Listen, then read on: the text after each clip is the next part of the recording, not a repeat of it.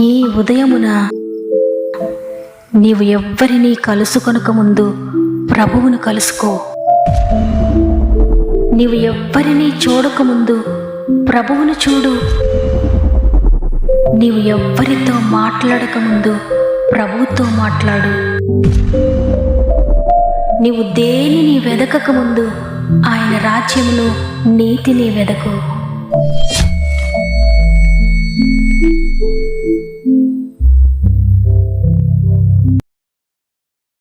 Praise the lord. మరి ఒకసారి God first అనే వాగ్దాన కార్యక్రమానికి మిమ్మల్ని అందరినీ ప్రేమతో ఆహ్వానిస్తూ ప్రభు నామంలో మీ అందరికీ నా యొక్క శుభాలు తెలియజేస్తున్నాను. ఈ నూతన ఉదయాన్ని మీరంతా ఎలా ఉన్నారు ప్రియ దేవుని బిడ్డలారా?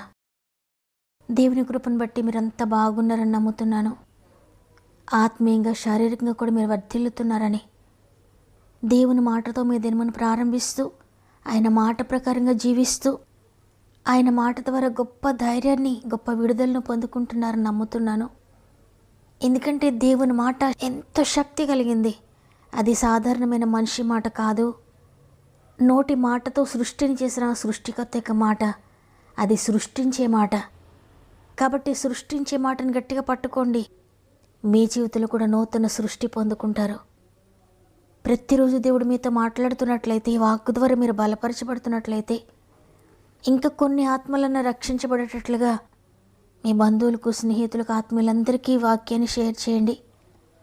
దేవుని మాట నన్ను ధైర్యపరుస్తుందన్న వారు వాక్యాన్ని తప్పకుండా లైక్ చేయండి. ఎందుకంటే మీరు లైక్ చేయడం ద్వారా ఈ వాక్యాన్ని యూట్యూబ్ ప్రమోట్ చేస్తుంది. ఇంకా కొంతమందికని వాక్యం రీచ్ అవుతుంది. కొంతమంది నా సృష్టికర్త అయిన దేవుని తెలుసుకోవాలి. సృష్టించే ఆయన మాట ద్వారా వారి జీవితంలో కూడా నూతన సృష్టి పొందుకోవాలనేది నేను ఆశిస్తున్నాను. కాబట్టి తప్పకుండా వాగ్దానాన్ని లైక్ చేయండి. మీకు తెలిసి వారందరికీ షేర్ చేయండి. నేను ప్రతిరోజు ఈ వాక్యాన్ని వినాలి, నాకు షేర్ చేయండి అని అనేక మంది నాకు తెలియజేస్తున్నారు. అయితే ప్రతిరోజు అంతమందికి షేర్ చేయడానికి నాకు అవకాశం ఉండదు. కాబట్టి ప్రతిరోజు ఈ వాగ్దానాన్ని నేను వినాలి అని మీరు ఆశిస్తున్నట్లయితే ఈ ఛానల్ని తప్పకుండా సబ్స్క్రైబ్ చేసుకోండి. అంతేకాకుండా ప్రక్కనున్న బెల్ సింబల్ని కూడా ప్రెస్ చేయండి. తద్వారా నేను పెట్టే ప్రతి వాక్యము నేను షేర్ చేయక్కర్లేకుండానే మీ మొబైల్కి నోటిఫికేషన్ వస్తుంది. ఇంతవరకు మీరు ఒకవేళ సబ్స్క్రైబ్ చేసుకున్నట్లయితే కెలీటా హెన్నింగ్ అనే ఛానల్ సబ్స్క్రైబ్ చేసుకోండి. ప్రతిరోజు వాగ్దానాన్ని వినండి. కొంతమందికైనా షేర్ చేసి వాక్య పరిచయలో పాలు పొందండి. దేవుని ఆశీర్వాదాలు పొందుకోండి. సమస్త మహిమ, ఘనత, ప్రభావములు దేవునికే చెల్లునుగాక. ఈరోజు దేవుడు మనకు అనుగ్రహిస్తున్న శ్రేష్టమైన వాగ్దానం ఇర్మియా గ్రంథము 33వ అధ్యాయము 3వ వచనము. నాకు మొరపెట్టుము, నేను నీకు ఉత్తరమిచ్చేదను. నీవు గ్రహింపలేని గొప్ప సంగతులను, గూఢమైన సంగతులను నీకు తెలియజేతును. ఆమేన్.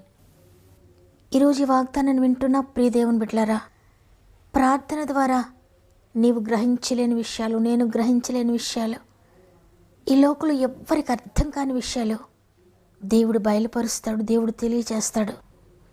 మనుషులతో మనం ఎంతగా మొరపెట్టుకున్నా, ఎన్ని మాటల వారితో మాట్లాడినా మన జీవితంలో మార్పు చూడలేం. కానీ దేవుని సన్నిధిలో మోకరిస్తే, ఒంటరిగా ప్రభువుతో గడిపితే ఆయనను కలుసుకుంటాం. ప్రార్థన లేకపోతే యేసుని కలుసుకోలేం. ప్రార్థన ద్వారానే ప్రభువుని కలుసుకోగలుగుతాం. ప్రభువు కనుక మనకు దగ్గరగా ఉంటే ఇక ఈ లోకంలో ఏ శ్రమైనా, ఏ శత్రువైనా, ప్రస్తుతం జరుగుతున్నదైనా, గతంలో జరిగిపోయిందైనా, రాబోతున్న శోధనైనా ప్రతిదీ కూడా ప్రార్థన ద్వారా జయిస్తావు.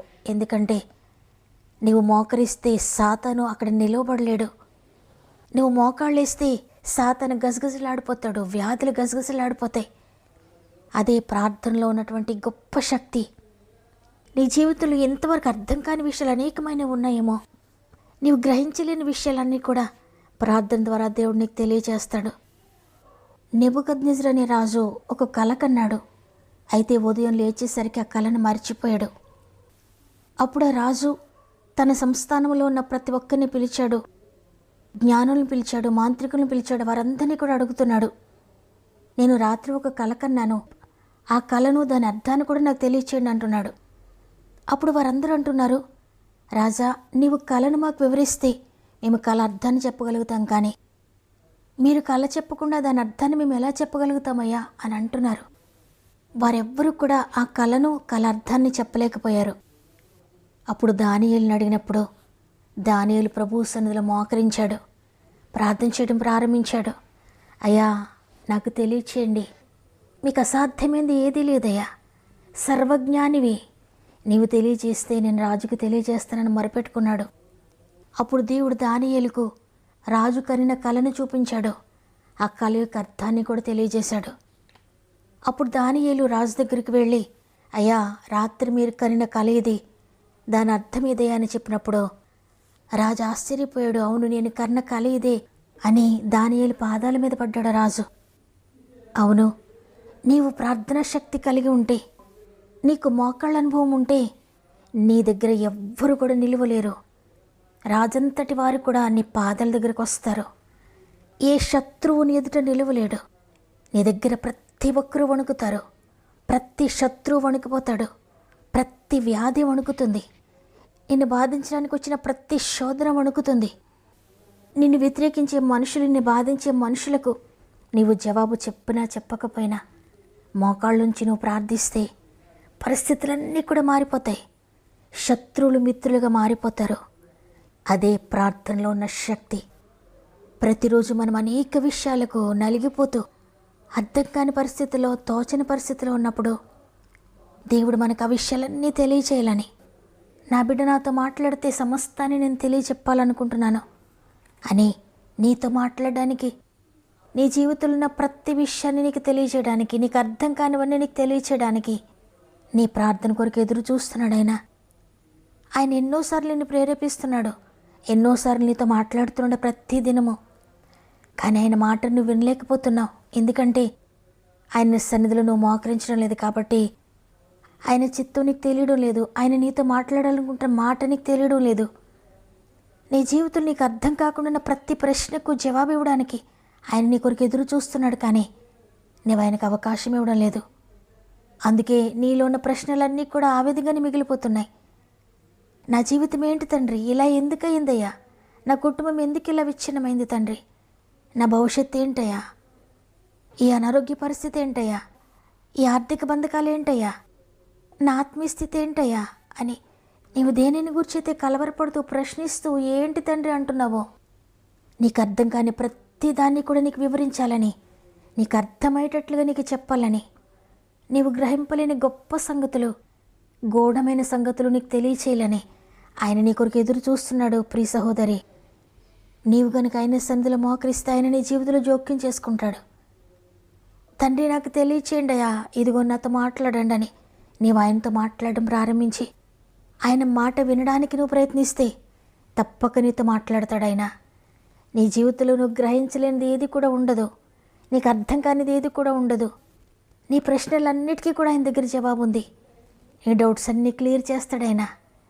కాబట్టి ఈరోజు ఈ మాటలు వింటున్న ప్రియ సహోదరి, ప్రియ సహోదరుడా, నీ పరిస్థితి ఇప్పటి వరకు కూడా అర్థం కాకుండా ఉందా? నీ కుటుంబాన్ని గురించి నీకు అర్థం అవడం లేదా? నీ బిడ్డల గురించి అర్థం అవడం లేదా? నువ్వు దాటలేని, గ్రహించలేని పరిస్థితులు అనేకమైన ఉన్నాయా? అయితే కలవరపడొద్దు. ప్రభు సన్నిధిలో మోకరించు, ఆయనకు మొరపెట్టు.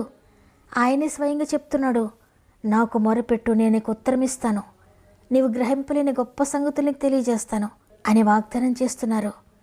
కాబట్టి ఈరోజు ఏ పరిస్థితిలో నీవున్నా, ఎక్కడి నుండి, ఏ దేశం నుండి, లేక ఎంత అగాధం లాంటి పరిస్థితిలో నీ మాటలు వింటున్నా, ఈ వాగ్దానం నీ కొరకే. నీవెక్కడున్నా మోకరించు. మోకరించడానికి అవకాశం లేకపోతే నీ అంతరంగంలో నుండి ప్రార్థించు. నీ మూలుగు కూడా వింటాడు ఆయన. నీ జీవితాన్ని గురించి, నీ కుటుంబాన్ని గురించి, సమస్తాన్ని కూడా నీకు తెలియజేస్తాడు. కాబట్టి ఈరోజు అందరం కూడా అంత శక్తి కలిగిన ప్రభు చేతులకు మన జీవితాన్ని సమర్పించుకుంటూ, ఇంతవరకు అనేకమైన డౌట్స్తో, భయాలతో నేను ఉండిపోయాను, నాకు అర్థం కాని పరిస్థితులు తెలియజెప్పే మీరుండగా ఇంతవరకు నేను గ్రహించలేకపోయానయ్యా, నన్ను క్షమించండి అని మనందరం కూడా ఒక్క నిమిషం ఆయన సంద మోకరిందమా. తండ్రి, నీకు వందనాలు. నీ ఉచిత కృపను బట్టి మరొక దినాన్ని మాకు అనుగ్రహించి ఈరోజు సజీవులుగా లేచి నేను స్తుతించే భాగ్యాన్ని అనుగ్రహించారు. అందుని బట్టి నీకు వందనాలయ్యా. నీవు గ్రహించలేని సంగతులు నీకు తెలియజేస్తాను, నాకు మొరపెట్టు. నీకు అర్థం కాని మార్గములన్నీ కూడా నేను సరళం చేస్తానని వాగ్దానం చేశారు. తండ్రి, వాగ్దానం ఎంతమంది నమ్ముతున్నారు వారందరినీ నీ ఆత్మతో నింపండి, ప్రార్థన శక్తితో నింపండి అయ్యా. ఇంతవరకు మోకరించలేక ప్రార్థించక అనేకమైనవి కోల్పోయి ఉండొచ్చు. ఇంతవరకు భయముతోనే అనేక సంవత్సరాలు గడిపి ఉండొచ్చు. డౌట్స్తోనే, దిగులుతోనే అనేక సంవత్సరాలు గడిపి ఉండొచ్చు. అయితే ఈరోజు ఎంతమంది ప్రార్థించడానికి నిర్ణయించుకుంటున్నారో నీ ఆత్మశక్తితో నింపండి, ప్రార్థనాత్మతో నింపండి అయ్యా. ప్రార్థన ద్వారా అద్భుతాలు చూడడానికి సహాయం చేయండి. ప్రాముఖ్యంగా తండ్రి, ఎంతోమంది బిడ్డలు సమస్యలో, శోధనలో ఉండి వారి అవసరతలు తెలియజేస్తుండగా ప్రతి ఒక్కొక్కరిని కూడా పేరు పేరు చొప్పున నీ బలమైన చేతులకు అప్పగించుకుంటున్నానయ్యా. వారి జీవితంలో ఉన్న ప్రతి శోధన మీరు చూస్తున్నారు. వారు ఎదుర్కొంటున్న ప్రతి సమస్య మీరు చూస్తున్నారు.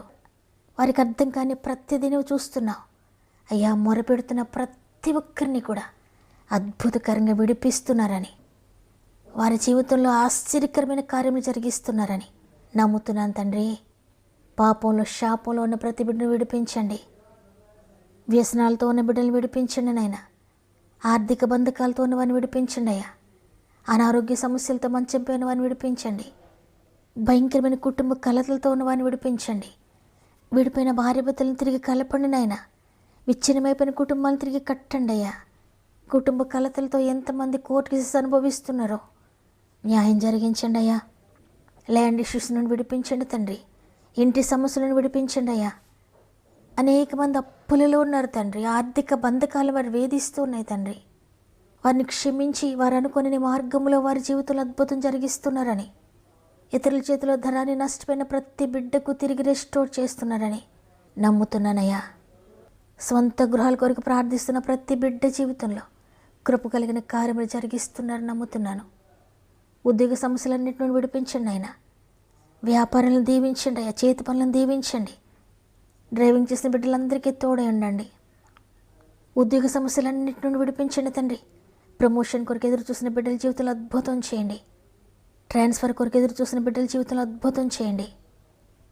ఇక నాకు బిడ్డలు పుట్టరేమో అని ఎన్ని ప్రశ్నలతో ఉన్నారో ప్రతి బిడ్డ జీవితంలో అద్భుతం జరిగించండి అయ్యా. ఇక నాకు వివాహం జరగదేమో అని ఎన్ని ప్రశ్నలతో ఉన్నారో అయ్యా అద్భుతం జరిగించండి తండ్రి. ఎగ్జామ్స్ రాసిన బిడ్డలందరికీ తోడే ఉండండి. రిజల్ట్స్ కొరకు ఎదురు చూసిన బిడ్డలకు చక్కటి రిజల్ట్స్ దయచేస్తున్నందుకు వందనాలు. గర్భంతో ఉన్న బిడ్డలందరినీ ప్రత్యేక నీ చేతులు పెడుతున్నానయ్యా. 9 నెలలు మీరు తోడుగా ఉండి సేఫ్ డెలివరీస్ దయచేస్తున్నందుకు వందనాలు. ఈ దినం ప్రారంభిస్తూ ఉండగా ఈ రోజంతా మీ కుటుంబం అంతటికీ తోడే ఉండి నడిపిస్తారని యేసయ్య పరిశుద్ధమైన నామములో అడిగి వేడుకొంచున్నాను తండ్రి. ఆమేన్. ఈరోజు వాగ్దానాన్ని విన్న ప్రియ చెల్లి, ప్రియ తమ్ముడు, ప్రియ అక్క, అన్న, నీకు అర్థం కాని పరిస్థితులు నీ జీవితంలో ఉన్నాయా? భయపడొద్దు. దేవుని సందు మోకరించు. ప్రతిదాన్ని దేవుడు నీకు రివీల్ చేయబోతున్నారు. ఈ వాగ్దానం నా కొరకే అని వారందరూ కూడా నేను నమ్ముతున్నానని కామెంట్ ద్వారా నాకు తెలియచేయండి. లైక్ చేయడం, షేర్ చేయడం మర్చిపోకండి. దేవుని చిత్తం మీద తిరిగి రేపు అందరం కలిసి ఆయనను స్తుతిందాం. అంతవరకు ప్రభు మీకు, మీ కుటుంబాలకు తోడేండి నడిపించునుగాక. God bless you.